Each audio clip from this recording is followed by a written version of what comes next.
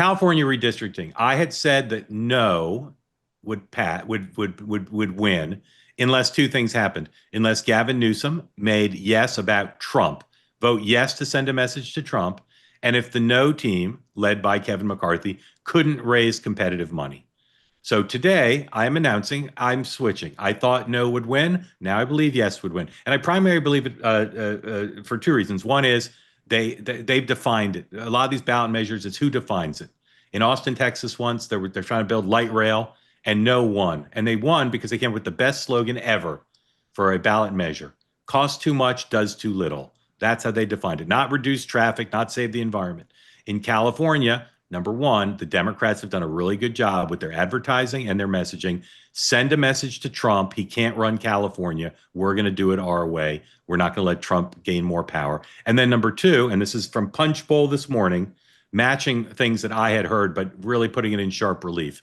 Put up 111A. There are two people raising money for no. Mr. Munger, who spent money in the past, but then Kevin McCarthy. And here's what Punch Bowl reports. The group led by Kevin McCarthy has spent a little less than $7 million on ads in total. It slashed its spending from $4 million last week to less than $2 million this week so far. That's on TV ads, which is all really that matters in California. Privately, many Republicans believe it's growing more likely that Prop 50 will pass. That's thanks to spending advantage, as well as to the fact that Democrats have successfully nationalized the race with ads featuring Donald Trump, according to multiple sources in both parties. Next slide. Now, this is the statement from the spokesperson advising Kevin McCarthy's group.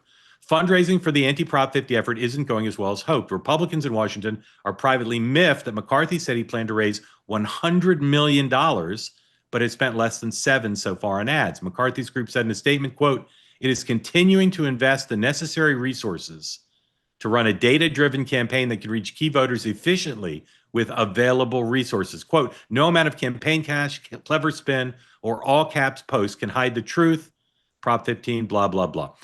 Sean, what are the weasel words and the tells in that statement that lead you to believe that the McCarthy people basically know it's over? The whole first sentence: no amount of cash, clever spin, or all cap. I mean, listen, I will say this. I had a meeting with a bunch of California politicos a couple days ago from up and down the coast, and they were they thought that they were on the verge of this going over the top, meaning that the whole goal is to keep it under 50. It's polling at just below 50. So if it were held today, maybe not. But I agree with you. I think the momentum, that this is a low propensity, low turnout thing. It's the only thing on the California ballot, right? Nothing else on Yep. the ballot. Yep. And Dems have the message right now. And so they've got the momentum. And I agree with you. Look, I will say reputationally, I know Charles Munger's been very helpful as far as what I was told in terms of the money and the support that he's got. He cares about this personally, as does Schwarzenegger, because they put a lot of time and effort into this and they believe in it institutionally. But I got to say, on a reputational issue, McCarthy's got a problem here, because you go out, you throw a splashing number, and as all of us know, you under promise and over deliver. And he Yep. comes out and says $100 million, and then you say, "Oh, we've raised 7 and we're slashing." Yeah. That's a problem. Dan, explain as a veteran fundraiser how hard it is to raise money following Haley Barbour's dictum: in politics, good gets better and bad gets worse. It's really hard once the momentum starts going the other way, because people want to be with a winner. And a lot of people who have money are pretty intelligent and don't want to throw good money, good money after bad. And so you need incredibly committed people who can see through the trees to a path to victory. And I'm with you, Mark. I thought this would fail. It's traditionally very hard to break through in California. It's a big state. They're very finicky about stuff. But we also have to add that if this is successful, boy, does Gavin Newsom look like he is the winner in 2025. What a Yes, year.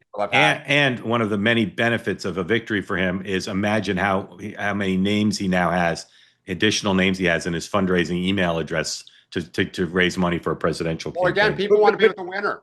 And let me just, but the bigger issue beyond that, I agree with everything. I think this, I hate to say it, this would be a big win for Newsom, Yep. right? Politically, but it's also a huge loss for us. We have a net of 5 seats in Texas. This would pretty much, and here's the problem. And this is where, again, the data matters. You not only wash it by getting 5 additional seats, but you take a bunch of potentially toss-up seats and put them further into the blue column. That takes a lot of money off the table going forward. And then you're looking at pickups, 2 potentially in Missouri, 2 potentially in Indiana, a couple in Florida. So just to get back the 5 that you wanted, and this is what I said when Texas did this, we would have gotten 2, probably 3 anyway. By doing this, if this washes out those 5, then the whole net thing of doing this is problematic. It's a huge thing. And of course, it makes it harder for California to ever be a purple state again because of all sorts of factors, including wiping out a bunch of House members. They say that something that's easy is like a walk in the park. Well, easier than a walk in the park, hit the subscribe button, be part of the two-way community, never miss an episode, be part of our conversations. Thank you for your service to America. And don't forget, you can now listen to the morning meeting and Two-Way Tonight on Apple, Spotify, or wherever you get your podcasts.